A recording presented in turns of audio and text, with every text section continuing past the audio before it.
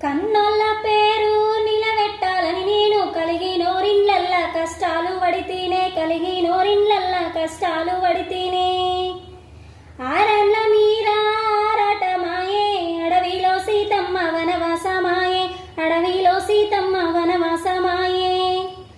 అత్తగారిల్లంటే కత్తి మీది సామే కలవాడి నిలవాడి గెలవాలేనే బిడ్డ కలవాడి నిలవాడి గెలవాలేనే బిడ్డ